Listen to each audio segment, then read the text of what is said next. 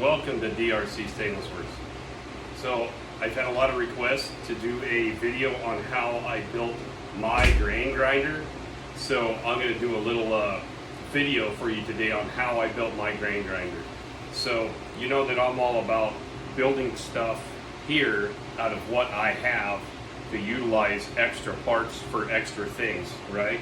So what you're going to need was what I used, is I used a keg. This keg is no good, so you can use a 5-gallon keg. It's a perfect diameter, and I cut off just the top of it, just like 1 inch of the side. This is my shield, okay? So this is the top of the keg here. You're gonna need something for the grain to go into. So I have these red totes, right? These little red barrels, they work perfect. That's the top of it, that's what they look like. And then I modified it so that the top of it fits this right here. This goes inside this way, okay? So that there's holes for the bolts. Now we'll get to that in a second. Okay, so the top of the keg, this is the top of the keg. So this is the fill spout, and I put some tabs on it for some 3/8 by 1 bolts. They're just flat washers. So I can bolt this down to my piece of aluminum here. So what I thought of is how does a grain grinder work, right? And I looked up a couple of other videos. There's a lot of other videos here on YouTube that show you how to make a grain grinder out of a regular grinder, right? This is just a grinder, a cheap grinder from Harbor Freight, okay? Skill saw blade. I cut a skill saw blade, cut a piece out of the skill saw blade. It fits perfectly inside here with plenty of room. You can see that there's plenty of room around it so you don't have any steel on steel contact. So then I needed a base. I needed a heavy duty base for everything to sit on so it's strong. So this is a piece of 10 by 10 by 3/8 6061 T6 aluminum. Okay, so now we have our base. So what I did is I took the keg, got the keg cut. I drilled 3 1.5-inch holes. 2 of them I screened, because I'm trying out a new process here. I'll screen this one as well, and then we cap this off, depending on what coarseness you want of your grain to be, right? So I want a little bit finer grain, so I'm gonna put some more screen on these holes. We'll cap this one here, that way we get a good fine grind. Now what we're gonna do is, we have those roughly spaced. You don't have to measure them or anything else, just put them on, right? Quarter it up, okay? So I got those quartered up, and we're going to take the grinder. First we got to do the top side for the grinder to fit on. So what I did is I found the center of my plate. Then I grabbed a couple of the grinder nuts, the threaded grinder nuts, and I put those on the grinder. Okay? Now the center of the skill saw blade fits right over the 5/8 arbor of the grinder. It fits perfect. And those go right on there just like that. Right? Get that, that's how it goes on there, just like that. Okay? So make sure that that is secure. Now that will not come off of there unless it's not tight enough, right? So I needed to figure out a way to get this grinder attached to the plate. So I have some angle iron, aluminum angle iron pieces that I put on here. Now these fit on the grinder to make the grinder rigid on the plate. They go on, if you're watching this, you know that your grinder has handles that screw in on the sides, either for left-handed or right-handed handle. And I utilize those holes to hold it down. So all I just did was just drill the angles to fit the grinder. Made those fit. And I just use some self-tappers. They can go through the plate, they just stick through just a little bit. Those will kind of help a little bit in the grinder as well, just as long as they don't go through too far. Now you could drill and tap this if you wanted to. I elected not to. Just because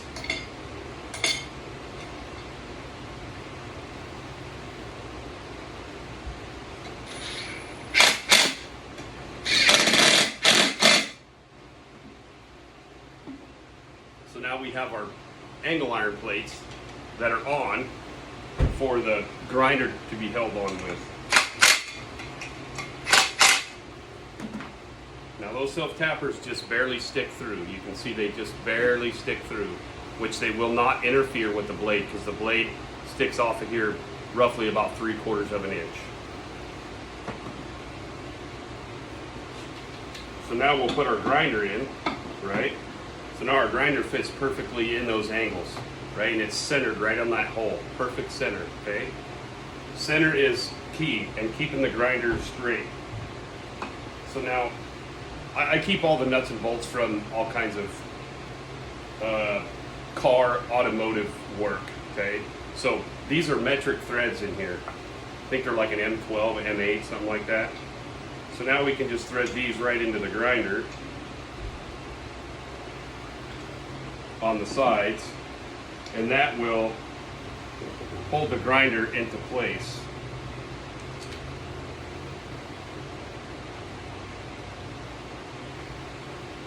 Now you just have to be careful so that the bolts aren't too long and they shove down inside the worm drive on the grinder.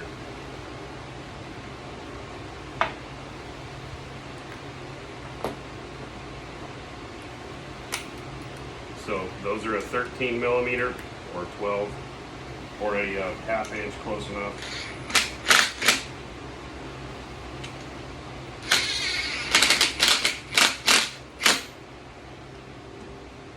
So now those are snugged up, not too tight, just snug. You want them to just hold that on there, okay? So now the grinder's held in place.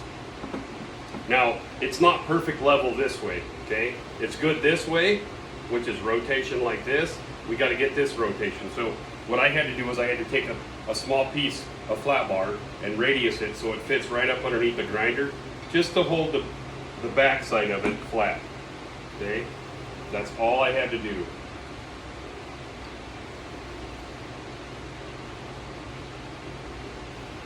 Now that holds it right there. Now that's not going to go anywhere. Now it's nice and flat. It's nice and straight. We're not going to interfere with anything there, okay?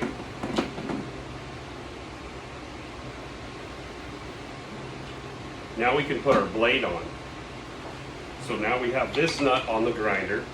We're going to take our blade that we cut, right? This used to be a skill saw blade. We just trimmed it off so you can trim these down to whatever width you want. I went 2 inches just so I had some meat here. Seems to work just fine. I left the teeth on the ends just for maybe a little extra grindage, right? And then we put our other nut on to secure the blade to the grinder. Remember, never do this with it plugged in. Always keep it unplugged until we're absolutely sure that we're ready to fire it up. Okay, so now you can see the blade is quite a ways away from everything that's penetrating through the plate, right? Turns freely. So now we can go ahead and put the base on. So the base, like I said, is the top of a 5-gallon keg. So this is the top of a 5-gallon keg that I had cut off, and I ended up having to weld a 1-inch spacer on it. But if you have access to a 5-gallon keg, just cut it down 1 inch, cut the handles off, cut it down 1 inch, and it doesn't have to be pretty, it just has to have function, right? So this I wanted to have as a guard, right? This is my blade guard and everything for the grain to bounce around into, for the blade to break it up into chunks, okay? So I wanted a good shroud or shield or whatever guard on that, because this grinder is turning at, let's see what the RPM is of this grinder. So the RPM of this is 2,300 feet per minute. I guess that's what it means. FPM. So, without really knowing. Unlike, I did not want to use my DeWalt grinder because these are 11,000 RPM. That's a little too fast. A little uncomfortable at that RPM. So now that we have this part, right, we have the grinder secured, the blade is straight and square, okay? Now what I did with my hole, my my fill or my funnel hole, right? We need the grain to be able to fall through and hit the blade. I just spaced over 2 inches because I wanted the grain to fall right at the end of the blade. That's where the fastest RPM of, or the whatever the blade movement is, right? That's where it's going to hit the best, right? Because if you're down here, it's not going to chop it as quick as the grain's falling through the hole, right? So you don't want to be too far off the end because then the grain's going to be missing the end of the blade, right? Okay, so now that we have that part, you can go ahead and put your top, your shroud, cover, whatever else on, right? So I have everything match marked on here just because it's not perfect. Okay, it just has to have function. So these are 3/8 by 1 bolts, stainless. Anything that's coming in contact, I try to make stainless steel. Now the blade, you could use a piece of 1/8 stainless steel flat bar. I did not have any of that, so I had a circular saw blade. So that has the perfect sized hole, and it has the little teeth on it.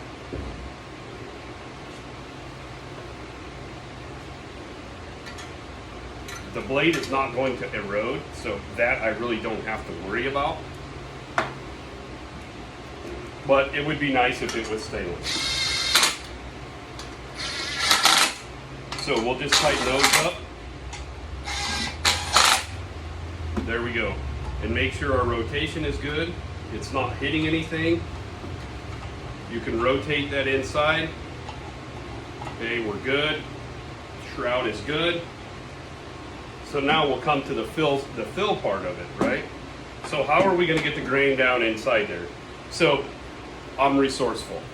I have a big bowl that I went and picked up out of my backyard, right? This was in my backyard, buried in the dirt.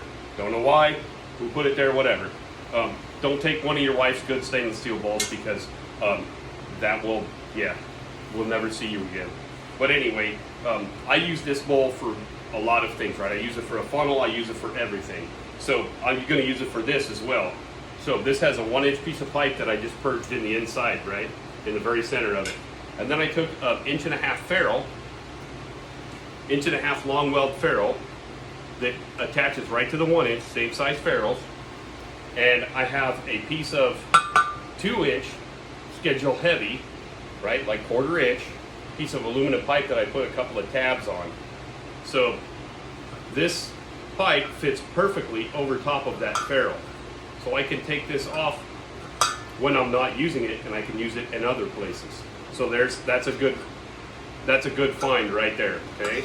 So now we have our hole drilled for 2-inch. That's an 1.5-inch hole. So now we'll put our piece on here that we know goes right over top of those holes, right? And we're going to I just use some 5/16 stainless steel bolts to bolt that down on there with. So we have those, and that bolts our fill spout to the top where we're going to fill it. Okay? So now we have that. Now we have the basic workings of a grain grinder, right? Now we can take our little homemade funnel, and there we have our grain grinder, just like that, right? We'll put our grain in here. It'll fall through this 1-inch pipe, down through this 1.5-inch ferrule, through that 1.5-inch hole, and it'll hit the blade, right, as the blade is spinning. And that's basically how I built that, okay? So it's not super complicated, but if you have anything that you can make something like this out of, I do it just because it's cheaper and it's quicker than me going to buy one. Okay, so now we need to put this on something so we can collect our grain and not make a big mess.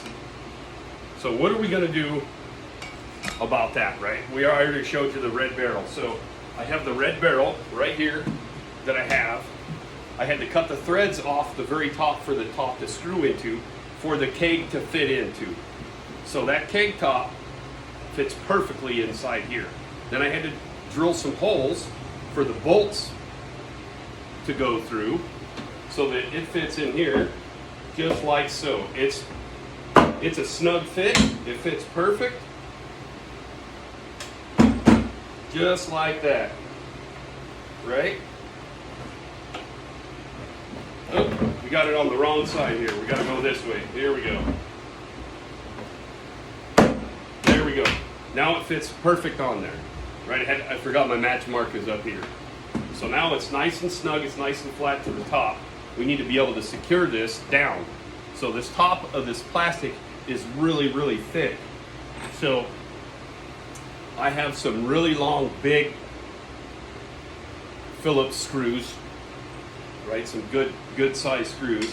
And I put those in there. And that secures my grinder down to the base of this. Now, does it need it? I don't know if it needs it or not, but I want it to be safe for me. So, and it needs to be safe for you guys as well, right? So it's been a little while since I've done a video on YouTube. So we're going to secure this down so that way it cannot go anywhere. Now nothing can come off of that, right? That is not coming off of there. So now it'll be secure. Now our weight is centered over the center of the barrel. This doesn't weigh anything. Now when we put this on, we're still over with our weight. We're still over top of the base with this weight on here. So now you can take this, and if you also wanted to, you could take and put some sort of fitting in here to hook up your shop vac to pull out any dust that would be inside here as you're grinding. Okay, so now all it's left to do is to plug it in and turn it on. Now you could put some sort of valving in here if you wanted to start and stop the grain. I don't. I just let it run and I pour it in there. Now sometimes some of the grain will jump out when it's empty. It'll jump out through the hole. So I go out in the driveway to do this so I don't make a giant more of a mess in my garage than what I already have. I don't like chasing grain kernels all the way around my garage. So I do this outside. And always make sure that, you're always, when you're ready to grind, that you plug it in. So if you're messing with anything on the grinder, always make sure that it's unplugged because it's very unforgiving. It will take a finger off. So that you have to be very careful with. So now that we have this base in here, we can turn it on, okay? Now you don't necessarily have to have this on to turn the grinder on. So we'll plug it in. We'll make sure our switch is off because the most important part is you have a locking switch on the grinder. So you can lock the grinder on and shut it off. Now you can get a variable speed for this as well if you want to, which you can get a variable speed control, right? I have a variable speed control so we can turn the RPM to wide open, or we could turn it down. So you could get these. These are on Amazon. They're like 35 bucks. They do work. So we are plugged in. We are ready to go. And it's kind of loud, right? It's louder than a normal grinder because we're turning at a few hundred RPMs, right? So about 2,300 or something like that. There you go. Now, when the grain is falling through there, it is flat getting it on. It grinds really, really well, but it's very noisy. So I recommend don't do it inside, do it outside so you don't drive everybody in the house crazy. But that is how I built my grain grinder. So if you like it, awesome. If there's anything else I can do for you, drop me a comment, whatever you need. We'll be on, I'll have one of these videos on TikTok as well. If there's something you need, these will be on the DRC Stainless Works website. So if you guys want to buy these, we can buy these. These are $35 a piece plus shipping. If there's any fittings that you need me to make, whatever, if you know anything about what DRC Stainless Works is, we are all about building stainless steel parts or whatever you all need. So I appreciate it. Thank you for watching. Let me know if this helps you, or if you need more further detailed breakdown of what I used and what I did. So thanks everybody.